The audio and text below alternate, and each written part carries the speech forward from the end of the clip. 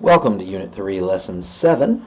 We are going to solve quadratic equations two ways. First by completing the square, and then by the quadratic formula. And you will see as we go through this that the two are connected directly. And after I introduce them to you, you can pretty much choose whichever method you would like to use. So let's start off with the square root property. Square root property says if b is any real number, and if a squared is equal to b, then a is equal to positive or negative square root of b. Now, if we pick some basic examples, you'll see what I mean. Like, for instance, if x squared equals 16, well, you know that means that x could be 4 or x could be negative 4. Those are both true, because if you square 4, you get 16, and if you square negative 4, you get 16 also. So we generally just write this for shorter notation as positive or negative 4. That way we're writing two numbers and we're not having to write it twice. So that's kind of the shorthand notation. Now that's obvious in one like that, but then what if you have one that's maybe not as obvious? Like, let's say we have y squared, just to mix up the numbers here, equals 40. Well then, we know that y would equal, didn't draw my arrow, y would be positive or negative square root of 40. Now you can't leave it like that though, because the square root of 40 reduces, of course. So this is positive or negative square root of 40 is 4 times 10, and we know that the square root of 4 is 2. So we have positive or negative 2 times the square root of 10. Square root of 10 can't reduce anymore. It's just 5 times 2. Neither one of those is a perfect square. So that is our reduced answer. So we would have y is equal to positive 2 square root of 10, and y is equal to negative 2 square root of 10. So in effect, whenever we have to take the square root of something, of a variable, we're going to produce two different answers. And they're both going to be correct. The positive and the negative version is correct. Okay, now that's just a precursor to what we're really doing here. We're really wanting to talk about completing the square and how we can complete the square to solve problems like this. But let's do one more example like this, because I want you to see one that has something else going on in it. Let's say you have x minus 5, and that's in parentheses, squared is equal to 36. We'll say 36. Okay? Well, again, we've got something squared on the left side of the equation. Come back up here to the square root property. It says if you've got a squared, well, a doesn't have to just be a single number. A could be x minus 5. So if we think of a as x minus 5 in this case, then we've got x minus 5 being squared and it's equal to 36. Well, then that means if we take the square root of both sides, right, this is all coming from the fact that if I take the square root of a square, they cancel each other out. Remember, a lesson or two ago, we did the opposite direction. We had a radical, we had a square root, and we had to square it to cancel that out. Well, this is just the opposite operation. So the square root and the square cancel, and we have x minus 5 is equal to, now when we take the square root of 36, we have to think positive or negative 6. We're saying it can be either one of those, because that's true. They're both the square root of 36. So now, we've done that, but we haven't solved because x isn't by itself. So we just have to say add 5 to both sides. Add 5 to both sides. And we have x equals 5 plus or minus 6. Now, if you leave your answer like that, that's not really correct, because you haven't simplified it all the way. We can actually get two numbers from this. 5 plus 6 is 11. 5 minus 6 is negative 1. So there's our two answers. We get x equals 11 and x equals negative 1. Now you could have an answer on My Math Lab that is supposed to be left with a plus or minus in it.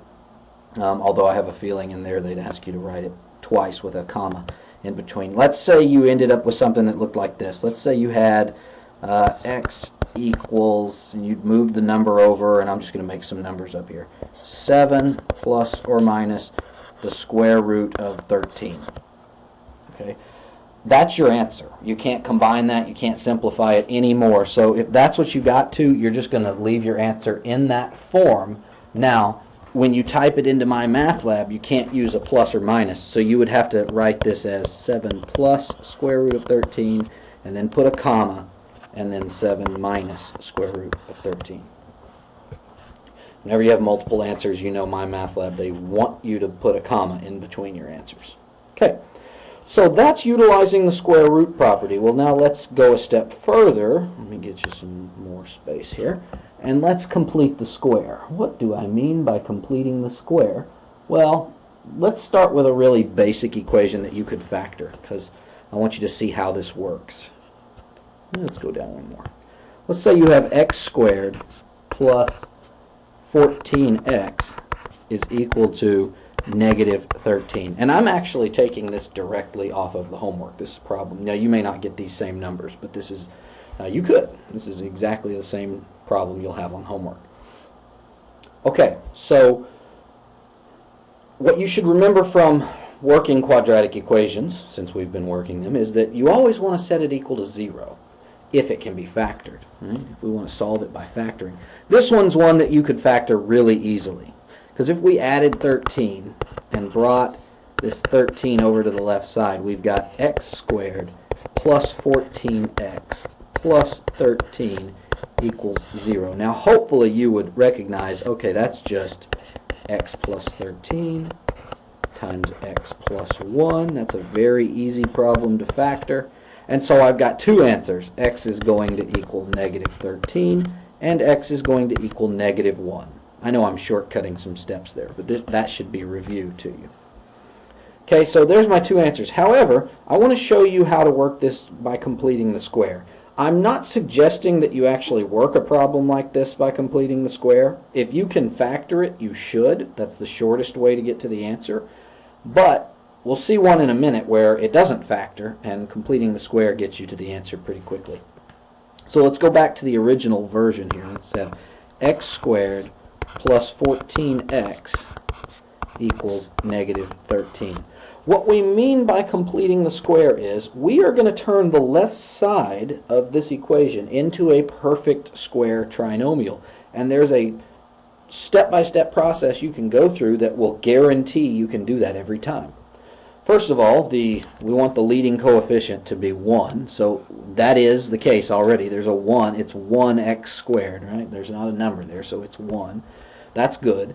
And then here's what we're going to do. We're going to take this b term. When I say b, remember, think about ax squared plus bx plus c. b is that number that's connected to x. So we're going to take this 14 and we're going to take half of that number. So we're going to divide it by 2 and we're going to take what we get and square it. And then we're going to add it to both sides.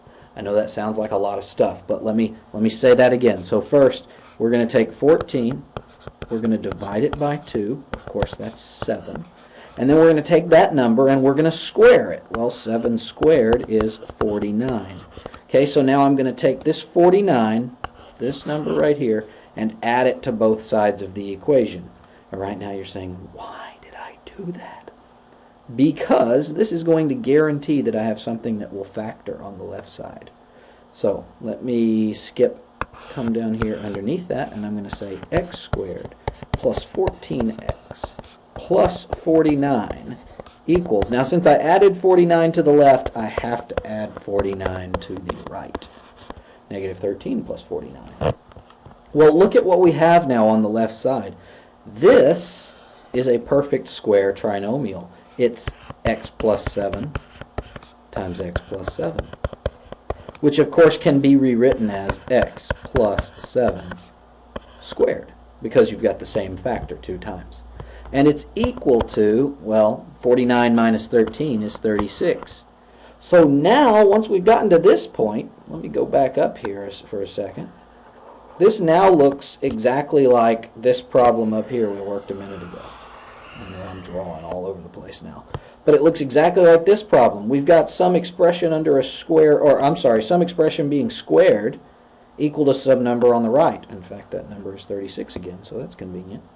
So what we're going to do is use the square root property at this point. So I can take the square root of both sides. And I get x, well, if I don't erase things, I get x plus 7 is equal to positive or negative. Now the square root of 36 is, of course, 6. So now to solve for x, all I have to do is subtract 7. And now let's just do that real quickly. We get x equals, well, positive 6 minus 7 is negative 1. And negative 6 minus 7 is negative 13. So there's my two answers. Notice, same pair of answers. Now, like I said, I would never advise that you do completing the square if you can factor it, because as you could tell earlier, factoring was a lot quicker. But you will get to problems that don't factor, and then completing the square is really helpful. Let me give you an example of one that is that way. Let me give you a little more space here. Okay, and switch colors. I've used black long enough. Time to go blue. We've got x squared plus 18x plus 70 equals 0. Now it looks like it's been set up for us to factor because everything's already on the left side. The problem is, what numbers multiply to make 70 and add to make 18? You're not going to find them. So this is where completing the square can be very helpful. As opposed to factoring a quadratic equation, I actually want to move my constant over to the other side, like it was up here. Notice on the last example, I had this negative 13 on the right side of the equation. That's where I wanted it. So I want only terms with variables on the left. So I'm going to subtract 70. What happened? I somehow managed to lose some space here. Okay, so now I have x squared plus 18x, and I'm going to leave a little space there because we're about to complete the square, equals negative 70. Okay, now here comes the completing the square. So again, I'm going to take half of that middle term. Well, this time the x term has a coefficient of 18. Well, 18 divided by 2 is 9. So I take 9, I'm going to write it down here so I don't get in my own way. I take 9 and I square it. Well, of course, 9 squared is 81. So I am going to add 81 to both sides of this equation. Again, why did I do 81? Because I've just created a perfect square trinomial on the left. And this trinomial is now x plus 9 times x plus 9, which of course is x plus 9 squared. Think about that. X plus 9 times x plus 9. If you FOIL it out, you would get x squared plus 18x plus 81. And it's equal to negative 70 plus 81, or 81 minus 70, is 11. Wait for it. Well, now my pen's really not cooperating for some reason suddenly. Let's try this again. Nope, it doesn't want to. Okay, we got an 11. So again, we've gotten to this point where we can now use the square root property. Take the square root of both sides so that we get rid of that exponent. And here we go. So we've got x plus 9 is equal to positive or negative square root of 11. We can't take the square root of 11. It's not a whole number. It's 3 point something, something, something, something. It goes on forever. But that's okay. We can just leave our answer like that. So now to get x by itself, I'm going to subtract 9 from both sides. And I get x equals negative 9 plus or minus the square root of 11. Believe it or not, that's my answer. And this is where completing the square is really nice, because that got me to that answer in not too many steps. Whereas if I had been trying to factor that, it would have been impossible. You can't factor it because it's not whole number answers. So completing the square allows us to find the solutions to more problems than we would be able to solve otherwise. It also happens to lead to the quadratic formula. Now before I go on to that, remember, if you were entering this in my math lab, again, you would want to enter negative 9 plus square root 11, comma, negative 9 minus square root 11. You're gonna have to enter those two answers separately so that you get credit for both of them. Okay? All right. That's completing the square. Let me see if I want to do another That's good. But I would just remind you, check to see if it factors first. Now, on your homework, it's going to tell you, solve this by completing the square. Well, that's fine, but if it's an easy polynomial to factor, factor it. That's going to get you to the answer quicker. I'm not for taking the long way. Don't do it the hard way if you don't have to. Okay? If you've got a choice. Now, I'm going to show you something here that might blow your mind a little bit. You may have seen the quadratic formula before. The quadratic formula is really awesome. It can make you stop having to think about solving quadratics in general, basically, because you can just use this formula anytime. And let me go ahead and write the formula. The formula is, if you've got any quadratic equation, you can solve it because you can find x to be negative b plus or minus the square root of b squared minus 4ac, all of that over 2a. Now, you may not care about where that came from. You may just say, okay, sure, I can use that. It's just plugging a bunch of numbers in, and it's true, but I'm going to show you where it came from. Now, let's keep in mind that what these a's, b's, and c's stand for is they come from this, the basic standard form of a quadratic, if my pen will cooperate. You know, my pen just refuses to cooperate the whole time. It just can't. Ax squared plus bx plus c equals 0. Remember, that's the standard form of a quadratic. So a is whatever number is attached to the x squared, b is whatever number is attached to the x, and c is the constant term out there by itself. So what I'm actually going to do is I'm going to take this generic form and I'm going to do a little crazy math to it, and you're going to end up seeing some weird stuff happens. So we are going to complete the square on this. So let me just go on. Okay, if I were completing the square, I would start by moving c over to the other side. And so I'm going to say ax squared plus bx is equal to negative c. Of course, 0 minus c is just negative c, right? Okay, now, here's the thing. This is the part where the completing the square gets a little complicated. Because I have this a out here, and I don't know I really don't know what that a is. So that affects the way I complete the square. And as I'm doing this, I'm realizing this is going to be more complicated than necessary. So how about I don't blow your mind? I'm about to do a reversal mid-notes and just say, never mind. Because I'm realizing I'm going to have to do something else with completing the square since that a is still there, and I didn't bother giving you any problems that required it. So let's not do that. Okay, nope, not going to do that. So here's what I'm going to do. I'm going to erase this. No, I'm not. I'm just going to put a big old mark through it. Forget all that. Okay, don't need that. I'm not going to show you where it came from. If you're interested in where it came from, I will gladly do it in my office or make a video for you, because it's very fascinating, but I don't want to lose anybody over that. It's not important. It's not important enough for me to blow your minds. Okay, so let's get back on track now that I got us off track for a couple minutes there. This is the quadratic formula. It applies anytime you have a quadratic equation in standard form. Now, keep in mind, the equation has to be in standard form. So if it's not already, it has to be made to get in that form. So let's look at an example. Negative 7y equals 3y squared plus 2. Now, it's not in standard form because it's not equal to 0. So the quickest way to get it that way is to just move the 7y over. So let me add 7y to both sides. That would give me 0 equals 3y squared, and I'm going to squeeze that 7y in the middle there so that I keep it in the right order, plus 7y plus 2. Okay, so everybody sees all I did is I added 7y to move it over to the right side so that I have all my terms on one side and it's set equal to 0.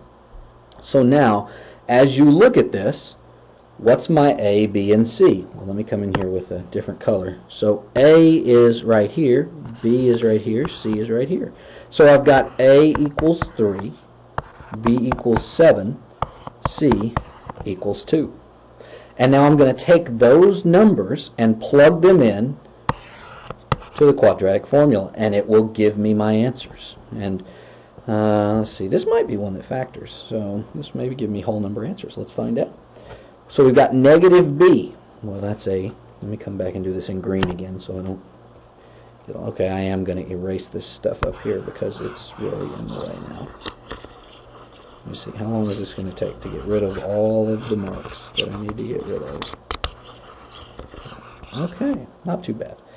Alright, so I'm going to say A equals 3, B equals 7, C equals 2, so I've got negative 7 plus or minus the square root of B squared, well that's 7 squared, minus 4 times A, which is 3, times C, which is 2, all over 2A. Well, 2 times 3.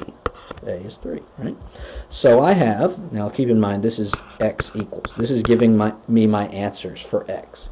So I've got x equals, let's just simplify, negative 7 plus or minus. Notice there's a plus or minus here because, again, it's a quadratic equation and we have an opportunity for more than one solution. Well, what do we have underneath that square root? Well, that was an ugly square root. 7 squared is 49. If you do the math real quick, 4 times 3 times 2, that turns out to be 24. So we've got 49 minus 24 under here. All of it's over 6, 2 times 3. So I have x equals negative 7 plus or minus the square root of 49 minus 24, dun dun dun, is 25. Oh, I love it when it works out to be a whole number. All of that over 6. Let me go sideways with this because I'm running out of space. So that's negative 7 plus or minus 5, square root of 25, right? 5. Now, notice this is where the plus or minus comes from because we just took a square root. Anytime we take a square root of something, we can have a positive answer and a negative answer. So that's why we have a plus and a minus. So let's apply both of them to get our two solutions. So one solution is negative 7 plus 5, all of that over 6, which, when you do the math real quick, negative 7 plus 5 is negative 2. Negative 2 over 6 is 1/3. And the other one is negative 7 minus 5, all of that over 6. Negative 7 minus 5 is negative 12, divided by 6 is negative 2. So I have two solutions, x equals 1/3 and x equals negative 2. Here's the nice thing about the quadratic formula. It really eliminates the thinking. If you can get the problem so that all terms are on one side and it's equal to 0, all you have to do is plug numbers into the right formula, and where they go. Now again, I would still advocate for factoring if you can factor, but sometimes the quadratic formula is the quickest way to the answer. Let's go back to a different color again. We'll go back and use black again. One more example. 8m squared. Let me separate this. 8m squared plus 2m equals 11. Okay. So first thing, if I'm going to use the quadratic formula, and let me write it over here for you again in case we've forgotten it. It's not on the screen anymore. I know it's kind of long. Negative b plus or minus the square root of b squared minus 4ac. All of that over 2a. All right? So the first thing is move that 11 over to get all of the terms on one side. So I have 8m squared plus 2m minus 11 equals 0, because I had to subtract 11 from both sides to cancel it out on the right. So now I have, let's just write down what a, b, and c are. A is equal to 8, b is equal to 2, and c is equal to negative 11. Pay very close attention to the signs. They're important. That minus 11 means that c is negative. It's going to make a difference in your answer. So x equals, let's just apply this formula. X equals negative b, so that's negative 2, plus or minus Square root of. Now keep in mind, if b were negative, like say b were negative 2, well then negative negative 2 is a positive 2. So essentially this number that's going to be up here for negative b is just the opposite sign of whatever b is. Okay, square root of b squared, which is 2 squared, minus 4 times a, which is 8, times c, which is negative 11, all over 2a, 2 times 8.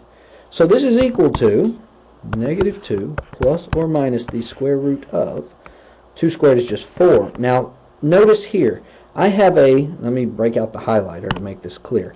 I've got a minus sign here and a negative sign here, and minus and negative mean the same thing. Okay, so I've got a negative times a negative, which makes this whole thing positive. And that's why I said the signs were very important, because if you left that c as a positive number, then you would still have a minus sign here, and it's going to mess up your answer. So a negative times a negative makes this a plus, and now the math, 4 times 8 times 11, that's a big number. Let's see, 11 times 8 is 88, and 88 times 4 is 3, that's 32, 352. I hope that's 352. I'm doing math in my head on the spot. That's kind of dangerous. Let's see, it's going to bother me, so I better make sure. Yes, 352. Okay. Why did I doubt myself? I don't know. Over 16.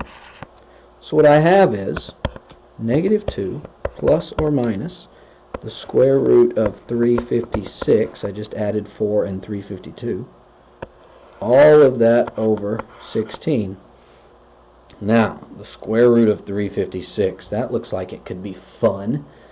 We got to figure out what goes into 356. So if we start at the bottom, thinking about our perfect squares, 1 doesn't help us. 4 obviously goes into 356 because 56 is divisible by 4. And it actually turns out here that 4 is going to be the biggest perfect square that goes into 356. You could try larger ones. You can try 9 and 16 and 25, obviously not, 36. It's just not going to happen. They don't go into it. So we're left with having to divide it by 4. So let me come down here and use up more space here. So I've got negative 2 plus or minus the square root of 4 times, you do some quick math here, divide 356 by 4, and you're going to get 89. 89 is an interesting number, and it is a prime number, as a matter of fact. Nothing goes into 89. So we know we've simplified it as much as we can. Of course, this is still over 16. So we are going to have negative 2 plus or minus. Now the square root of 4 is 2, so let's pull that out front. 2 times the square root of 89, all of that over 16. Now at this point, one final step. You get to here and you're like, oh, this problem is forever, I'd like to be done with it. You can reduce this. All 3 terms, and notice I say 3 terms because we've got, let me use the highlighter, we've got negative 2, we've got a positive or negative 2 square root of 89, and we've got a 16 down here. All of those are divisible by 2, so we're going to do that. We divide them all by 2 and we get negative 1 plus or minus, you could have a 1 here if you want, 1 times the square root of 89, because we did 2 divided by 1. Doesn't make a difference. Over 8. That's just, that way you can reduce it. Now if you put the 1 in my math lab, it shouldn't count it wrong. It's the same thing. But so remember, again, you're going to have to list these as 2 separate answers. So this would be negative 1 plus the square root of 89 all over 8. And then you'd have negative 1 minus the square root of 89 all over 8. Okay, I know that was kind of long, but there's how you complete the square and use quadratic formula. That should get you through all of lesson 7. There is a problem at the end that'll make you think a little bit. There's a lot of algebra, but you actually, the factoring is very easy once you get everything worked out. So if you have any questions, please email me and I'll help you out.